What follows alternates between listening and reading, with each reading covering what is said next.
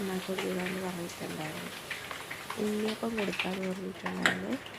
അപ്പം ഞാൻ വിചാരിച്ചു ഉണ്ടാക്കി കൊടുത്തുവിടാം എന്നുള്ളൊരു പ്ലാനിൽ ഞാൻ ആദ്യമായിട്ടാണ് ഉണ്ണിയപ്പം ഉണ്ടാക്കുന്നത് പോലും. ഇത് നേരത്തെ ആട്ടി വെച്ചിരുന്ന ബാറ്ററാണ്. നമുക്കിത് ഉണ്ണിയപ്പം ചൂടാം. അതുകൊണ്ട് ഈ ഒരു അളവിലാണ് നമുക്ക് കിട്ടിയിരിക്കുന്നത്. ഒരു റെസിപ്പി ഞാനിവിടെ കണ്ടുപിടിച്ച് വെച്ചിട്ടുണ്ട്. അത് പച്ചരിയും ഒക്കെ വെച്ച് ഒരു റെസിപ്പിയാണത്. മാവിലും ചെയ്യുന്നവരുണ്ട്.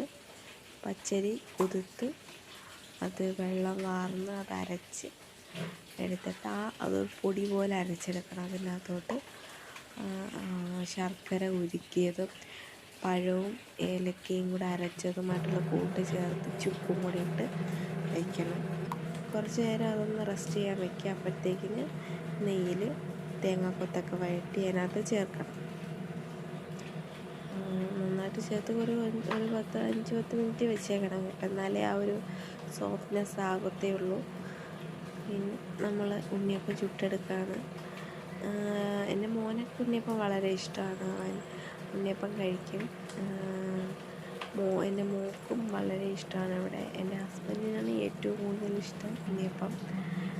അങ്ങനെ ഉണ്ണിയപ്പം ഞാൻ ചുട്ടുകൊണ്ടിരിക്കുകയാണ്.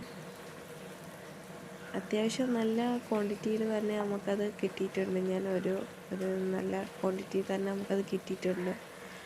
നല്ലപോലെ തന്നെ അത് സോഫ്റ്റായിട്ടാണ് വന്നിട്ടുള്ളത് ഉണ്ണിയപ്പം. നമുക്ക് നോക്കാം.